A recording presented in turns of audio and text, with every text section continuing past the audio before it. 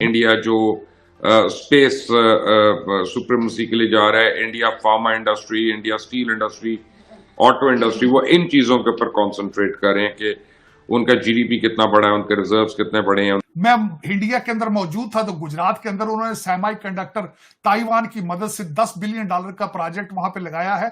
खूबसूरती उसकी ये होगी कि 100 डे के अंदर वो ऑपरेशनल हो जाएगा। अगर पाकिस्तान इंडिया के ताल्लुकात बेहतर होते हैं, ट्रेड खुलता है, तो हमारी फूड इन्फ्लेशन तो उसी दिन 24 घंटे में 40% कम हो जाएगी। मुझे किसी जहाज में तो मुझे किसी ने कहा कि यात्रा मंगल में हो, जो मेरे लिए हिंदी का लफ्ज था।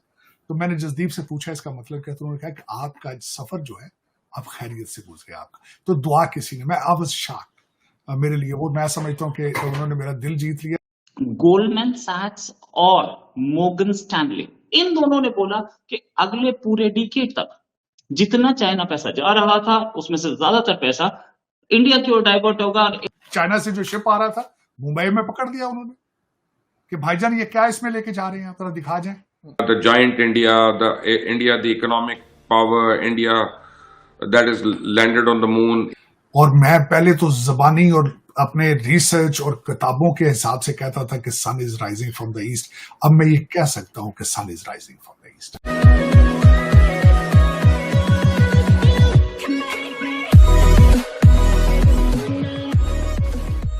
नमस्कार दोस्तों, अब यहाँ पर बात हो रही है कि इंडिया चाहे फार्मा इंडस्ट्री हो, चाहे ऑटो इंडस्ट्री हो, चाहे स्टील इंडस्ट्री हो, चाहे आईटी सेक्शन हो, चाहे किसी और सिचुएशन का मैन्युफैक्चरिंग प्लांट हो, इस सारी चीज़ों में इंडिया जो है वो मोनोपोली क्रिएट कर रहा है।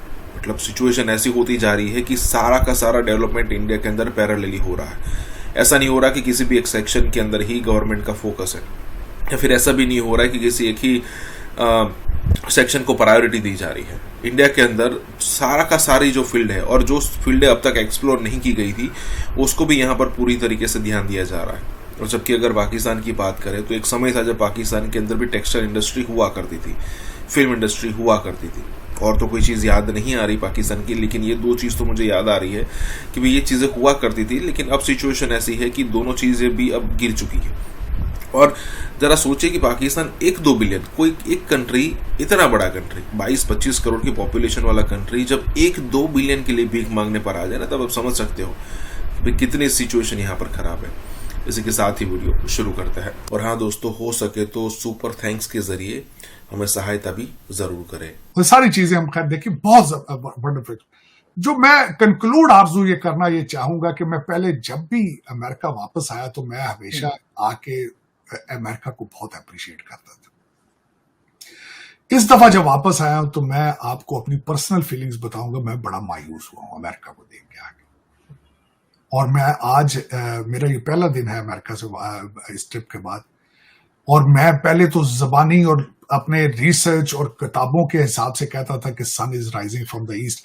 अब मैं ये कह सकता हूं कि sun is rising from the east. आज मैं खुद अपनी आंखों से सारा कुछ देख के हूं। उसकी वजह क्या होती है? फंडामेंटल रीजन आपको बताना चाहूंगा आज। उसकी फंडामेंटल रीजन ये होती कि जब कौमों के अंदर एपेटाइट हो, कौमों की ख्वाहिश हो कि हमने तरक्की करनी है, जब नेशनलिज्म उनके अंदर आ जाए तो फिर तरक्की होती है। अब वो मुझे वेस्ट जो है उसमें वो नेशनलिज्म नजर नहीं आ रहा। अब ये कहते हैं वर्क फ्रॉम होम। अब यूरोप के अंदर 3 दिन का हफ्ता है, कहते हैं 3 या 4 दिन काम करेंगे, बाकी छुट्टी करेंगे।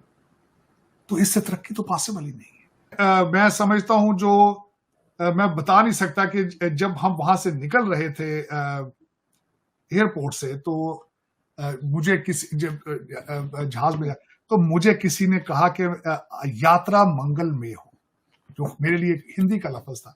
तो मैंने जसदीप से पूछा इसका मतलब क्या, तो उन्होंने कहा कि आपका सफर जो है आप खैरियत से गुजरे आपका। तो दुआ किसी ने, मैं आई वाज शॉक्ड, मेरे लिए वो मैं समझता हूँ कि उन्होंने मेरा दिल जीत लिया कि यात्रा मंगल में हो। बहुत खूबसूरत लफ्ज किसी ने मुझे जाती दफा कहा, ये तोहफा दिया उन्होंने मुझे निकलते हुए। इस वक्त आप प्रैक्टिकली वॉशिंगटन डीसी देखें तो Washington DC is run by Indian technocrats. मैं उनको मैंने डायस्पोरा कहना छोड़ दिया है। वो डायस्पोरा नहीं है, दे आर टेक्नोक्रेट्स। तो और दूसरा, बल्कि मैं उसके साथ आज आपको ये भी बताना चाहूंगा, भारत के जो इस वक्त फॉरेन मिनिस्टर हैं वो 2 कंट्रीज के दौरे पे जा रहे हैं, जनूबी कोरिया, साउथ कोरिया, जापान में। एक तो 1 लाख इंडियन इजराइल काम करने जा रहे हैं, और दूसरा जापान में भी उनको बहुत ज्यादा फॉरेन वर्कर की जरूरत है, वो भी जाहिर है इंडियन जाएंगे वहां पे। और फिर वो वर्कर नहीं जाएंगे, टेक्नोक्रेट बन के जाएंगे, और वो जाके वहां पे अपने भारत को प्रमोट करेंगे। इस तरीके से कौमें तरक्की करती हैं। अब उससे आगे चलते हैं, बल्कि मैं एक और जो आपके साथ शेयर करना चाह रहा था कि आप IMF से कर्जा ले रहे हैं। देखिए सर, प्राइम मिनिस्टर भी तो आगे हमारे यहाँ नए, और मोदी जी ने मुबारकबाद भी दे दी है। मुबारकबाद भी दी है ना, क्या करना, क्या जरूरत अभी? मुबारकबाद भी दी है, लेकिन शिप भी पकड़ लिया उन्होंने। चाइना से जो शिप आ रहा था मुंबई में पकड़ लिया उन्होंने कि भाईजान ये क्या इसमें लेके जा रहे हैं, थोड़ा दिखा जाए। लेकिन ये देखे ना, आप IMF से लेके फ्लैट लेना चाहते हैं लंदन में और टोरंटो में, और उन्होंने क्या बनाया ये भी बताना चाहता हूं। आज कलकत्ता में मोदी जी ने इफ्तिताह किया है अंडरग्राउंड मेट्रो का, कलकत्ता के अंदर। बिल्कुल। उसकी खास चीजें कुछ आपके कौम को बताना चाहूंगा, जो कि मुझे गालियां सारा सुबह शाम देते हैं।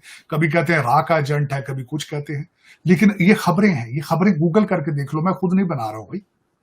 आप IMF से कर्जा लेना चाह रहे हैं, आप जिहाद करना चाह रहे हैं जाके गाजा के अंदर, TTP को गले नहीं पड़ेंगे आप, वो अंदर घुस के मार रहे हैं, उसके पीछे नहीं जाएंगे आप। गाजा में जाके जिहाद करना चाहते हैं। जरा इस खबर को जरा आप खुद देख लें। 4.8 किलोमीटर दरिया के नीचे से उन्होंने कलकत्ता और हावड़ा, एक जगह है जो कलकत्ता के साथ इंडस्ट्रियल जगह है, उन्होंने उसको जोड़ा है दरिया के नीचे से, क्योंकि ट्रैफिक बहुत ज्यादा थी। 4.8 किलोमीटर की टनल 9 किलोमीटर दरिया के नीचे से जाके बनाई है, और बनाई सिर्फ 66 दिनों में। कमाल ये 66 दिनों में बनाई उन्होंने। अब दूसरी सुन ले बात, मैं इंडिया के अंदर मौजूद था तो गुजरात के अंदर उन्होंने सेमी कंडक्टर ताइवान की मदद से $10 बिलियन का प्रोजेक्ट वहां पे लगाया है।